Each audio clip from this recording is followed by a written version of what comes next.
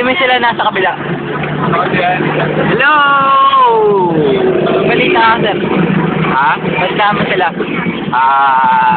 Ngayon po, nandito po kami sa kabaan ng Ligaw Road dahil kami po ay naliligaw.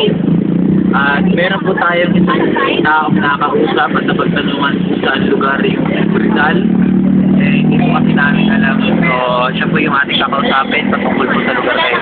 So, ito po, ang pangalan niya po ay si Dong Alfonso III. Okay, so ano, yun yung,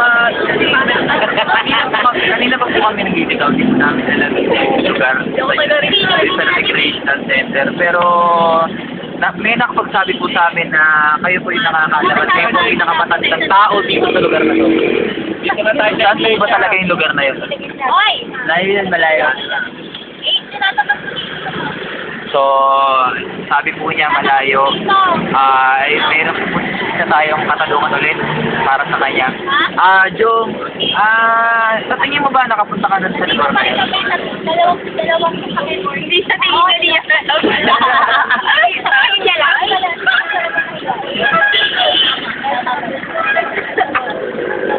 Masaya ko eh. Camera sa'yo. Ayan po, nakita natin yung sobrang kahirapan ng nagaganap sa lugar na to.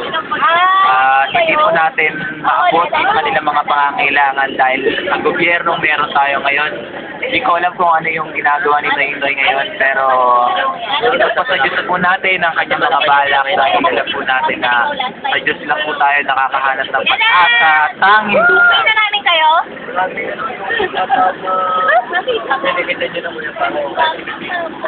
Kala ko matapang ka, Jay!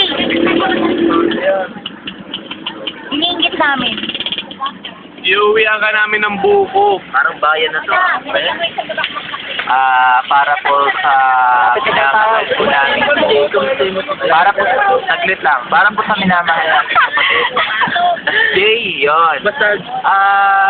Para sa'yo, Jay, matagal na namin na sinasabi sa'yo na huwag ka na gumagawa sa'yo sa trabaho dahil alam mo, nakakasira yan. Malapit na daw tayo, malapit na Malapit na raw pala tayo! Flash report, flash report. Flash report! Ayan po si Pacquiao.